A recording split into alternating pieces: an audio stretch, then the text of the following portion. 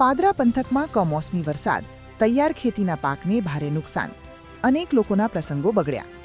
પાદરા શહેર બહાર નીકળ્યા વરસાદી પાણી, ગરમીમાં રાહત. હવામાનની 2 દિવસની આગાહી. આજે પાદરા પંથક સહિત વડોદરા જિલ્લાના અનેક વિસ્તારોમાં બપોરથી જ કાળા વાદળો ઘેરાયા હતા. સૂર્યનારાયણના આકરા કાપને મેઘરાજાએ ઝાંખા પાડ્યા હતા. વેસ્ટર્ન સિસ્ટમન્સને કારણે સમગ્ર ગુજરાતમાં 2 દિવસ વરસાદની આગાહી હવામાન ખાતાએ કરી હતી, જેમાં વડોદરા જિલ્લામાં બપોરના સમયથી સૂર્યનારાયણ વાદળોની પાછળ સંતાકુકડી રમતો હતો અને કાળા વાદળો શરૂ થયા હતા અને પવન શરૂ થયા હતા, જેમાં સાંજે 6 કલાક પછી છાંટા શરૂ થઈને વરસાદ વરસવો શરૂ થયો હતો. જેમાં પાદરા પંથકમાં નગરમાં વરસાદે નગર બહાર પાણી કાઢ્યા હતા, જ્યારે ગામડાઓમાં ખેતરોમાં તૈયાર પાક કાપવાની તૈયારી અથવા કાપીને પડેલા મોલને ભારે નુકસાનનો અંદાજ સેવાઈ રહ્યો છે.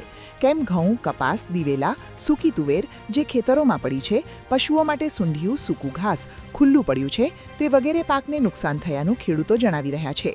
પરંતુ ગરમીમાં ઘટાડો થતાં ગરમીમાં રાહત મળશે. આમ વારંવાર પડતો કમોસમી વરસાદ ખેતીને નુકસાન કરી રહ્યો છે. જ્યારે હાલમાં લગ્નો તેમજ શુભ પ્રસંગો ચાલી રહ્યા છે, તેને ઘણું મુશ્કેલી અને નુકસાન થશે, જે કદાચ પાછળ ચોમાસામાં તેની અસર ઓછી તો પણ નુકસાન થઈ શકે. માતૃરક્ષા ન્યૂઝ, ગોપાલ ચાવડા.